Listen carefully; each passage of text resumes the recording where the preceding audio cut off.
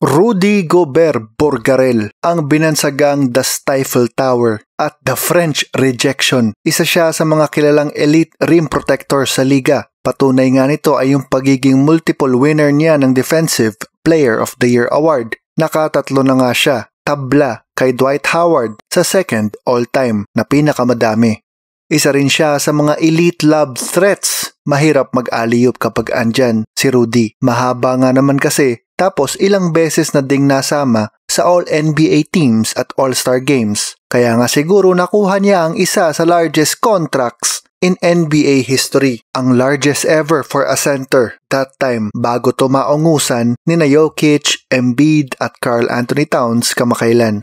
Dahil nga sa laki ng kontrata niya, madalas siyang mapag-usapan sa media circles, lalo na ng former bigs gaya ni Shaq. Madaming mga komento, madaming maanghang. Iba rin kasi ang playing style ni Rudy.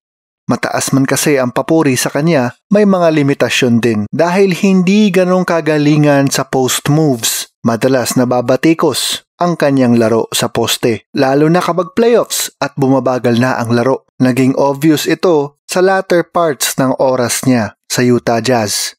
Speaking of batikos, isa rin siya sa mga kilalang personalidad na unang makakuha ng sakit noong pandemya ng 2020. Di naman sa sinasabi nating siya ang mitya ng pagkasuspende ng NBA season noon, pero matapos kasi niyang hawak-hawakan ang mga mikropono sa isang press con at magbiro tungkol sa sakit, matapos noon ay nagpositibo siya at na-shutdown ang liga. Again, marahil ay hindi siya ang mitya, pero masarap lang pagalitan kasi pasaway. Nagmula sa San Quentin, France. Matapos ang 3 taong paglalaro ng basketball doon, nagdeklara siya para sa 2013 NBA Draft. Sa NBA Draft Combine, nag-set siya ng record para sa wingspan o yung patagilid na pag-stretch ng kamay. Umabot ng 7'8" ang sukat, pero ang kanyang standing reach o yung pagtaas ng kamay ni Rudy Gobert ay umabot ng 9 feet 7 inches. Dito pinanganak yung nickname na The Stifle Tower, katunog ng Eiffel Tower na nakikita sa Paris, France. Napili siya bilang 27th overall pick ng Denver Nuggets. Akalain mo nga naman, may something talaga ang Denver pagdating sa pagdraft ng mga bigs. Kasi sa sumunod na taon, nakuha nila si Nurkic at si Jokic. Imagine kung nagkasabay-sabay ang tatlo. Kalaunan, tinrade si Rudy Gobert papuntang Utah Jazz. Madalang siyang nagamit at nagpatalon-talon pa nga mula sa Jazz patungo sa D-League affiliate nito na Bakersfield Jam. Pero eventually, tinawag din paakyat ng NBA at naging starter pa. Bilang full-time starter, tinulungan niya ang Utah na makabalik sa playoffs noong 2017 sa huling taon ni Hayward sa Salt Lake City. Kinapos nga lang sila pagdating sa second round nang makatapat nila ang Warriors na may KD.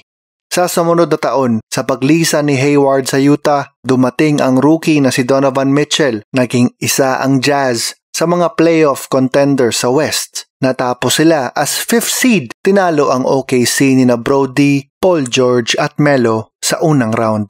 Kaso, sa second round ulit natapos ang season nila nang talunin sila ng top-seeded na Houston sa West Semis. Natapos ang isa na namang promising season ng Utah. Pero konting good news, nauwi ni Rudy ang kanyang unang Defensive Player of the Year Award. Siya ang unang Jazz since Mark Eaton na manalo nito. Patuloy ang pag-angat ng Gobert-Mitchell tandem sa Utah. Pagdating ng 2018-2019 season, naging isa sa premier 2 guard si Donovan. Tapos si Rudy nag-uwi na naman ng isa pang Defensive Player of the Year Award. Kaso sa pangalawang sunod na pagkakataon, pinauwi sila ng Houston, this time sa first round. Si Gobert at Mitchell, naging all-star sila pareho sa sumunod na taon. Pero nagsisimula na magkaroon ng alitan ng dalawang stars. Pero nagko-coexist pa rin naman sila professionally. Tipong trabaho lang, wala nang tropa time. Nakuha pa nga nila ang best record sa liga sa sumunod na season. Pero para bang naging built for regular season team ang Utah. Pagdating kasi ng playoffs, parati silang kinakapos. Kaya nga siguro pagdating ng 2022 off-season, winakasan na ng Jazz ang duo nila. Mahirap na desisyon for sure. Pero nakakuha naman ng draft capital ang Utah sa dalawa nilang stars. Salamat kay trader Danny Ainge. Kaya lang sa kasalukuyan parang na money heist ang Minnesota dito. Nasapak pa nga ni Rudy si slow-mo Kyle Anderson. Di rin naging maganda ang unang taon ni Rudy sa Minneapolis. Yung Karl Anthony Towns at Gobert tandem na very promising sana hinahassle ng injury sa kanilang unang taon.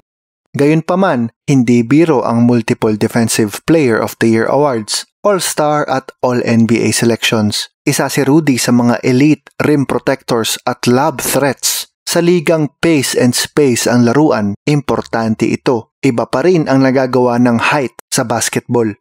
Only time will tell kung magiging successful ba ang Minnesota. At umaasa ako na mangyayari ito para sa team na uhaw sa success at mga players na kailangang i-redeem ang mga sarili nila. Ito na ang pagkakataon. Luis Ascona Plok sa sulat ni Ryan Garcia. Nasa X din kami, yung dating Twitter, bilang Luis Ascona. Ay siya Plok, hanggang sa susunod na episode ng Jump, Palero.